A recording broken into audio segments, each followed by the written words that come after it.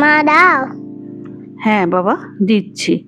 আজকে তৈরি করব বাচ্চা থেকে বড় সবাইকারই মুখরোচক একটা স্ন্যাক্স, যেটা ওয়েট লস প্রোগ্রামেও খেতে পারবেন।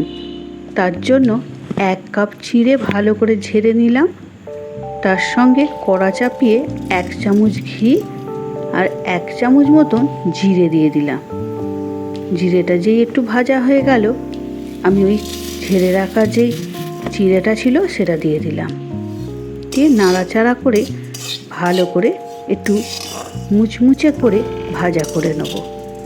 বেশি তেল বা ঘি কোনোটাই আমি এখানে বেশি ব্যবহার করব না। এটা সম্পূর্ণ হেলদি রাখার চেষ্টা করব। 1 কাপ মাখানা দিয়ে দিলাম। মাখানাটা দিয়েও শুকনোভাবে ভালো করে নাড়াচাড়া করে ক্রিসমি হওয়া পর্যন্ত নেড়ে নিতে হবে। পরিমাণ মতন পিঙ্ক সল্ট দিয়ে দিলাম।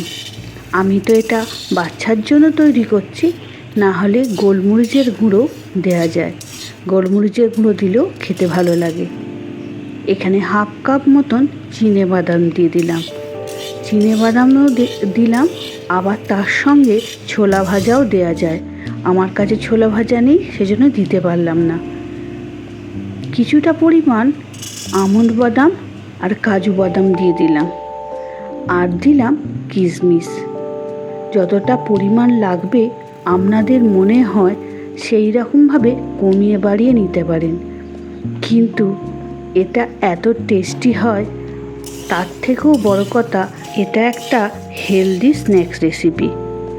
কেমন হলো তাড়াতাড়ি কমেন্ট করে বলুন। আর এই রকম হেলদি রেসিপি পেতে আমার চ্যানেলকে সাবস্ক্রাইব করে দিন। আপনাদের একটা কমেন্ট আমার অনেক বড় ইচ্ছা শক্তি।